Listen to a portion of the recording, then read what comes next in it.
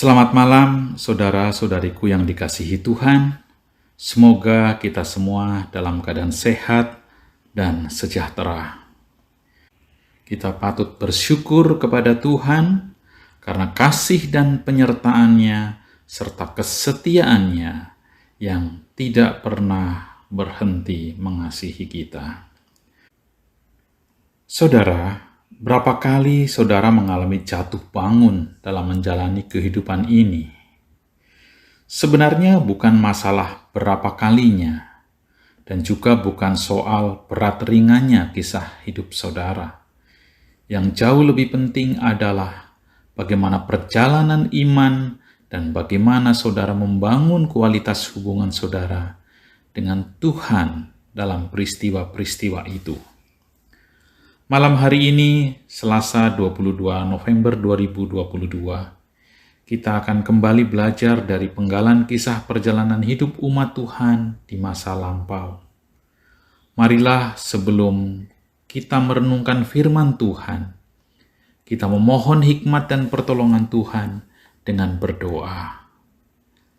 Ya Tuhan, kiranya Roh-Mu yang kudus menerangi hati, jiwa, dan pikiran kami, agar kami memahami firman-Mu, dan agar kami hidup seturut dengan kehendak-Mu. Amin. Pembacaan Alkitab dari kitab Nabi Yeremia pasal 30 ayat yang ke-22. Demikian firman Tuhan. Maka kamu akan menjadi umatku, dan aku akan menjadi Allah-Mu. Saudara-saudaraku yang dikasihi Tuhan, Nabi Yeremia menghadapi sebagian umat Tuhan yang keras hati, tegar tengkuk, dan gampang mengeluh. Dosa yang paling sering dilanggar oleh umat pada waktu itu adalah tidak setia dengan Tuhan, mudah tergoda untuk meninggalkan Tuhan, dan tergoda untuk ikut-ikutan bangsa lain menyembah selain Tuhan. Itulah sebabnya umat berkali-kali juga mengalami penderitaan, termasuk penderitaan karena dikalahkan, dijajah bangsa lain, dan rakyatnya dibuang, dijadikan budak, dan terserak kemana-mana. Tuhan memang Maha Pengasih, tetapi seringkali umat lupa bahwa Tuhan juga Maha Adil. Jika umat kepunyaannya bersalah, maka Tuhan yang pengasih itu tetap bertindak adil dengan memberikan pelajaran atas kesalahan yang dilakukan umatnya.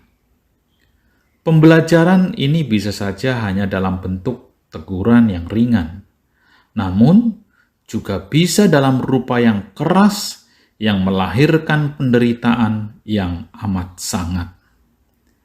Dalam keadilannya, Tuhan tidak membiarkan umat yang bersalah bebas dari hukuman. Tuhan mengizinkan umat mengalami masa-masa sulit selama mereka hidup di bawah jajahan dan pembuangan, agar mereka sadar akan jati diri mereka. Sebagian umat mungkin menerima penghukuman itu dengan kesadaran bahwa hukuman itu setimpal dengan kesalahan mereka.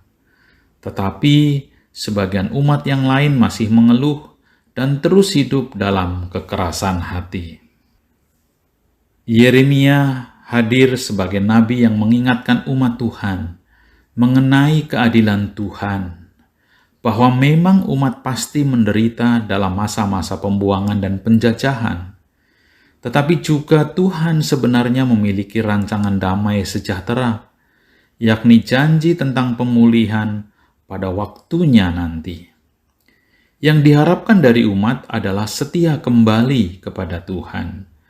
Menjadi umat Tuhan berarti umat hanya mengandalkan kepercayaan mereka kepada Tuhan dan bukan kepada kuasa-kuasa lainnya. Menjadi umat Tuhan juga berarti setia mengikuti jalan-jalan dan perintah Tuhan bagi mereka. Hanya dengan melibatkan Tuhan, nasib mereka akan dipulihkan. Dalam janji pemulihan itu, Tuhan berfirman melalui Nabi Yeremia, Pemulihan itu akan berlaku secara holistik atau secara menyeluruh. Secara fisik, kota-kota akan dibangun kembali di atas reruntuhannya, dan puri-puri akan berdiri lagi di tempatnya yang semula. Ayat 18. Secara mental dan rohani, pemulihan itu akan terwujud di mana nyanyian ratapan akan berganti dengan nyanyian syukur. Duka cita menjadi sukacita, dari dihina menjadi dipermuliakan, dari bangsa yang direndahkan menjadi bangsa yang diperhitungkan. Ayat 19. Mereka yang terserak dan sebagian telah mati akan dikumpulkan, digantikan dengan anak-anak dari generasi yang jauh lebih besar jumlahnya. Mereka akan memerintah bangsa sendiri dan tidak lagi di bawah kaki penjajah. Maka begitulah akan tergenapi firman-Nya.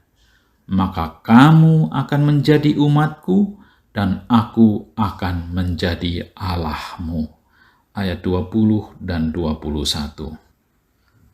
Pelajaran yang berharga dari kisah umat Tuhan di atas berlaku juga buat kita saat ini. Apabila kita merasa sedang dalam masa-masa dibuang, ditindas, dan dalam masa penderitaan, berhentilah mengeluh. Mungkin memang keadaan itu terjadi sebagian besar sebagai akibat dari ulah dan perilaku kita juga. Kunci dari pemulihan itu adalah bagaimana kita memperbaharui hubungan kita dengan Tuhan. Apakah kita sudah menempatkan Tuhan sebagai prioritas utama dalam hidup kita? Atau kita sebenarnya masih sering lebih mengandalkan ilah-ilah duniawi seperti kekuatan, kekayaan, dan kedudukan kita sebagai gantungan hidup kita? Apakah nilai-nilai yang kita anut dan keputusan-keputusan yang kita ambil dalam kehidupan sehari-hari sudah mencerminkan kesetiaan kita untuk mendengarkan arahan firman Tuhan dan bukan semata-mata demi kepentingan sesaat kelompok tertentu, meskipun mengabaikan nilai-nilai kebenaran?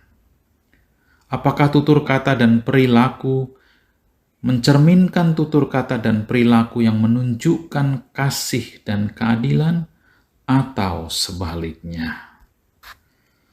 Makna terdalam dari janji Tuhan, maka kamu akan menjadi umatku dan aku akan menjadi Allahmu, bukan hanya terkandung rahmat, pengampunan, dan kasih Tuhan yang menjadi pembaharu dan pemulih dari keadaan kita, tetapi juga pada saat yang sama sebenarnya memanggil kita untuk menunjukkan kualitas hidup, perilaku hidup, keputusan hidup yang mencerminkan kualitas sebagai umat milik Tuhan. Saudaraku, pada saat kita merasa jatuh, tertindas, terbuang, ingatlah bahwa janji Tuhan untuk memulihkan umat-Nya masih berlaku juga bagi kita. Maka jangan keraskan hati, tetapi bercermin dirilah dan perbaharui hidup kita. Perbaharui pula relasi kita dengan Tuhan, dan nantikan janji pemulihannya digenapi. Amin. Marilah kita kembali berdoa menutup malam hari ini. Ya Tuhan, hati kami dipenuhi dengan rasa syukur karena besarnya kasih setiamu kepada kami umat-Mu. Kami memohon ampun sekiranya kami sering tidak setia kepadamu. Jika ada di antara kami sedang mengalami masa-masa kelam, terpuruk dan terjatuh, bangkitkanlah semangat kami dan kerinduan kami untuk memperbaharui diri, supaya janji pemulihan-Mu juga terjadi dan tergenapi pada hidup kami. Kami memohon penyertaan dan perlindungan-Mu sepanjang kami beristirahat malam ini, agar esok pagi kami boleh menyambut terbitnya fajar dengan penuh pengharapan.